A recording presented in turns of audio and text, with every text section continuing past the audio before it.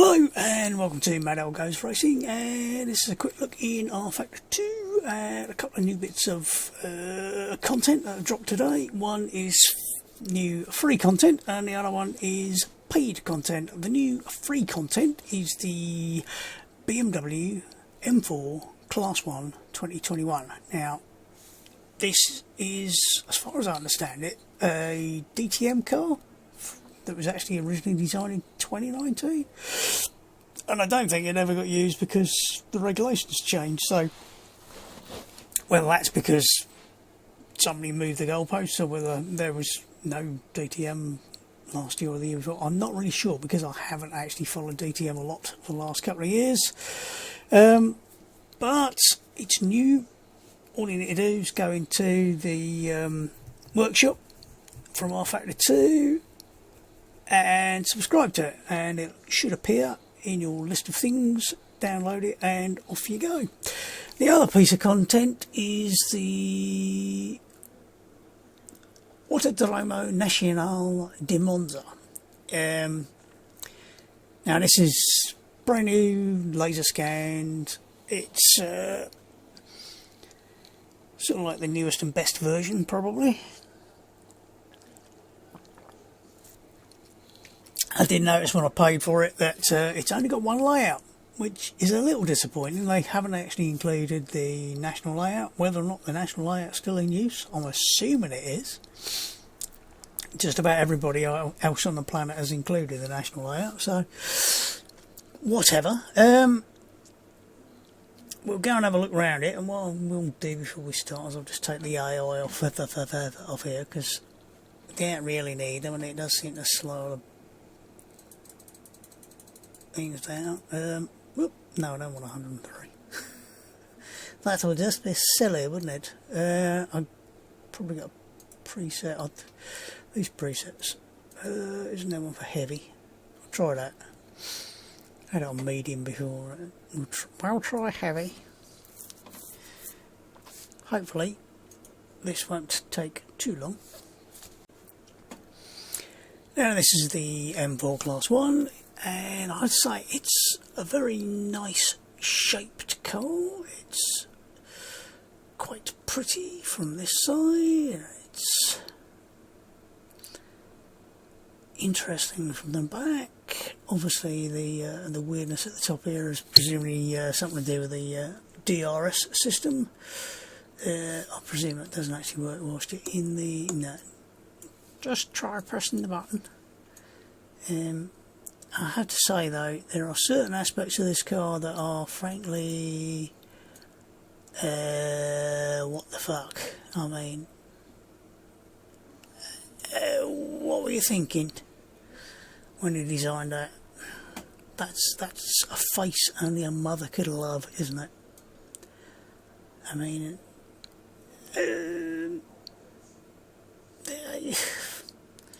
yeah. I don't know why it looks a bit weird from this angle, because it's a bit too reflective, but I think that's just down to the slightly weird looking thing inside the showroom here. But it's a nice looking car, and luckily you don't have to look at the front of it, so when you're driving it. Interior wise, we'll have a look at in a minute, but yep, quite a nice looking car, with that one exception. And I'll see if I can get the up in the air camera to work and drive around, which with my keyboard tucked underneath the desk down here is a bit of a pain in the bum, because obviously you need to find certain keys like page up, page down, and then numpad keys, and my dinky keyboard doesn't have things like number pads. It only has page up, page down.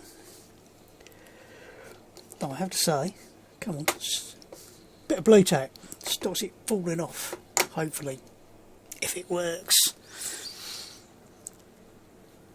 Yeah, Mom. It took ages the first time, presumably because I'd updated my driver so it was redoing all the shaders or something stupid. Now, Let's see if I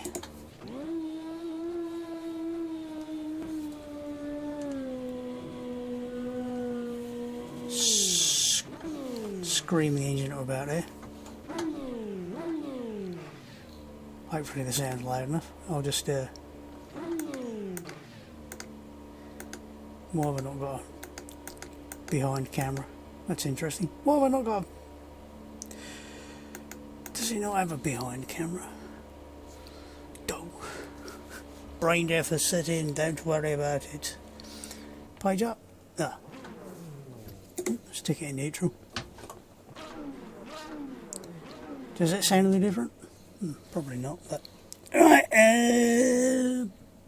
up a bit, up a bit. Oop, wrong way. Out a bit, out a bit, out a bit. Hello, people. Now we just have a bit of a wander around. This is going to be an absolute arse to drive like this, but whatever. I can never remember if it can do a sort of free cam in this, but in terms of modelling, it all looks quite nice. It's like I said, all latest laser scan apparently. So whether that was done this year or whether that was sort of done sort of last year or the year before, I don't know. Circuits obviously do change a bit, but I can feel sort of lots of little pings and bumps and things. There's somebody's swimming pool over there. Okay. Now, like I said, slightly disappointed I didn't include the national circuit. I mean, effectively they've modelled it because it goes off over there somewhere. So, don't know. Likewise, the old 60 circuit, they could probably quite easily come out with a version of that because they've modelled all the banking.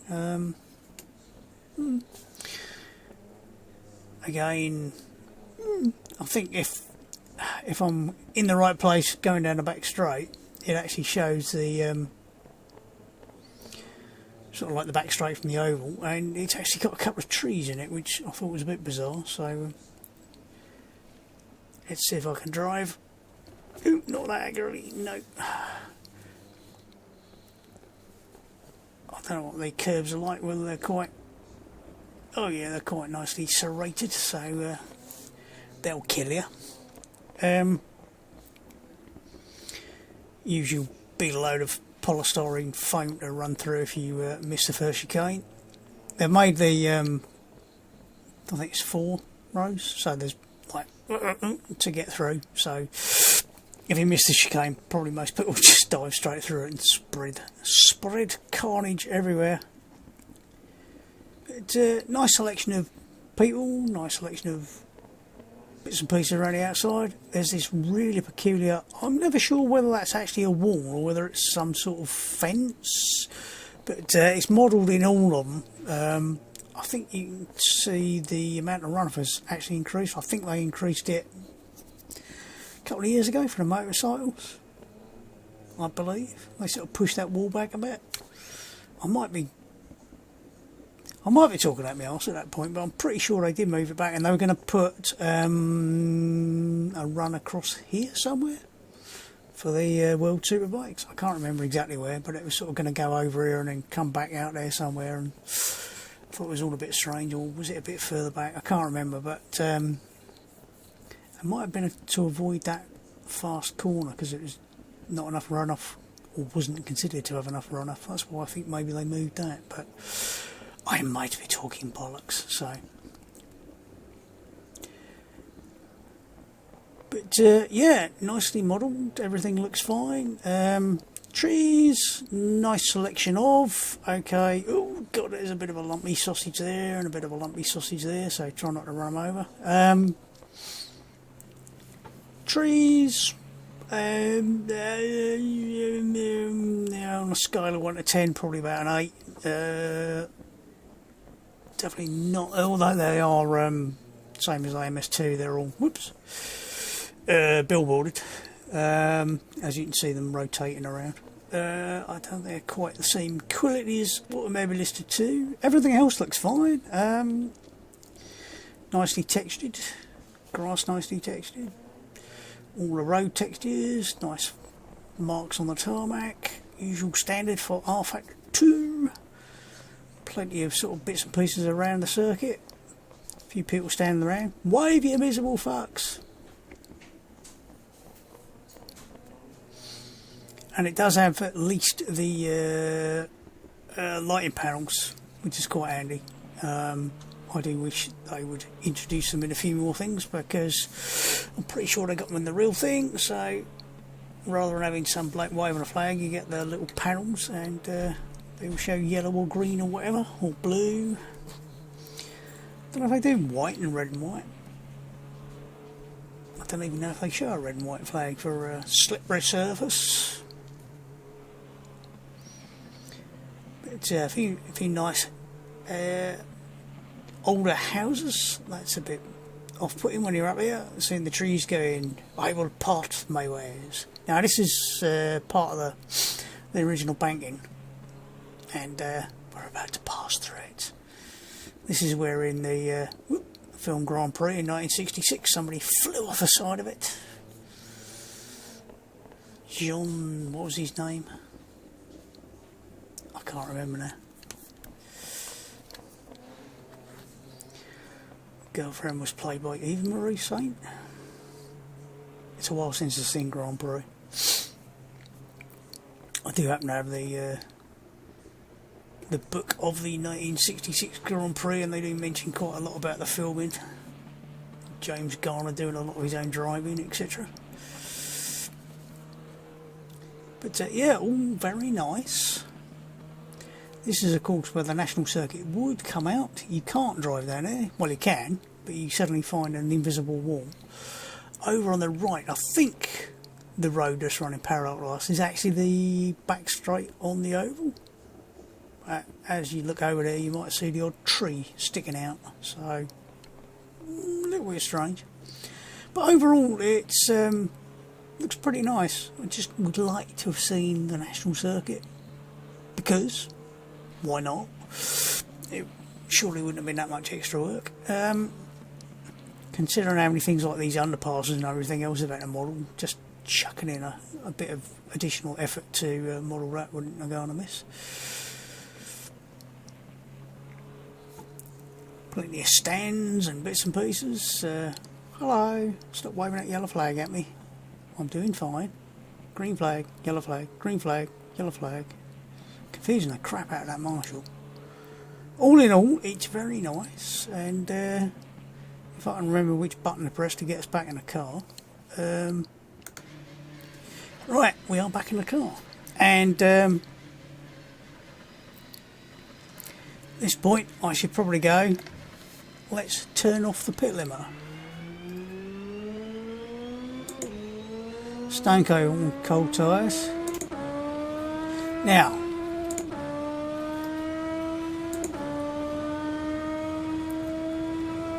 I'll try and get some heat in the tyres, but all in all, really nice circuit. The car, I'm going to brake a bit early the first time because stone cold tyres. I can't remember how much grunt this car's got, but it is very quick. I mean, this is absolutely default on running that, and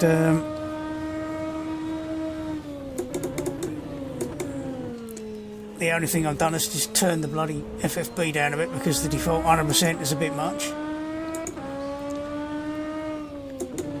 Force back, force feedback. Too many furs. Is very nice. You can feel lock up, so you can feel everything happening. Plenty of road noise, well, not noise, but undulations and little knocks and pings.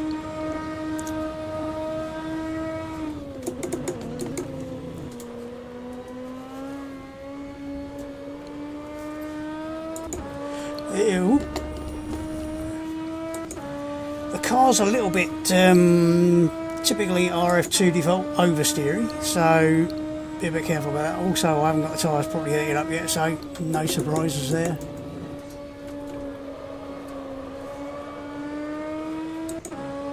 And of course, as you can see in the middle of the dash there, it says DRS. So what happens when we get the DRS? We go faster and faster and faster.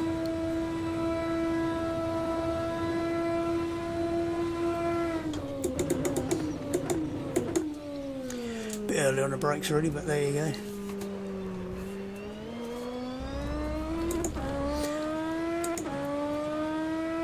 I don't know whether it's just I've got the throttle on basically linear, because I always do, but it is very, very sensitive.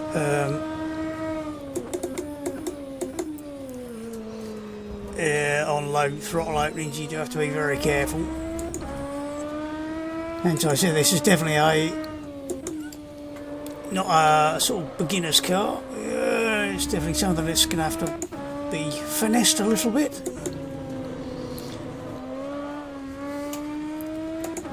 Even in third gear, it's quite prone to sliding the tail about. You could probably, with a little bit of effort,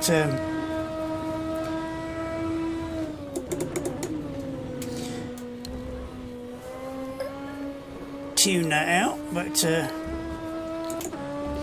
like I said, this is absolutely stock, and it is a very nice car. I'd have to try it around a couple of other places like Silverstone or something to get a second opinion, but it does feel like the back end is a little bit squirrely on the brakes as well. It's probably deal with the brake balance wearing forward a bit, but it doesn't. It's got no electronics at all in terms of traction control and ABS, so it is what it is.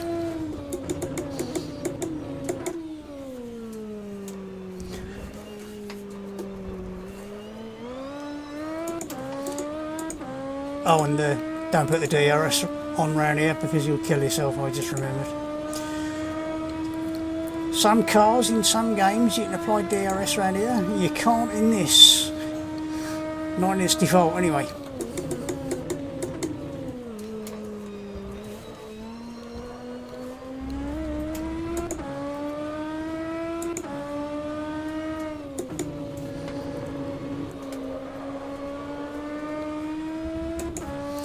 So, what do I think? Well, for the price, you can't complain. Anything that's free is a good price, and it is free. So, all you need to do is just subscribe and you get it. Obviously, it's probably best suited to some particular tracks that it's designed to go around, and it is very quick for definite, and it is very much a case of actually fun to drive. I think it's a little bit oversteery for my personal taste. I'd need to tone it down a bit maybe, but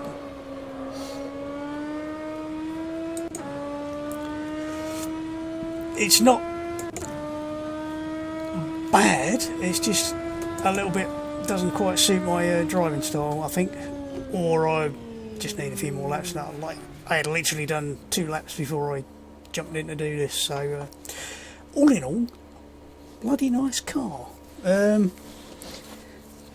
I said, this is absolutely stock. Haven't changed the brake balance, haven't changed the brake pressure, haven't messed with things like mappings or anything. It's got 3, I think it's got qualifying, which is probably what it's on at the moment, race and race lean. Wing settings, it's got about 50. I think this is on about 28. You can adjust the final drive as well, so if you want a bit more oomph down the straights, you can adjust that. It's got plenty of adjustment in everything else, some of which I don't even know what the hell they're talking about. Some of the weird numbers applying to things like coast and power ramp for the diff, which is something like F240 something on. I'm going, what the is that? But all in all, bloody nice additions to the game. So certainly get the car. Track £7.71 was it? Something, which is not too bad. in the scheme of things, it's about the same as they've charged for most of their tracks. I think Sebring is a bit more expensive. Talking of Sebring, they've brought out a GT3 Starter Pack. I will plaster a picture or something at this point on the screen. And it contains all the GT3 cars that are in the GT3 pack, which is 12, which consists of, if I can remember, the Aston Martin 2018, 2019, I think it is, Audi R8s,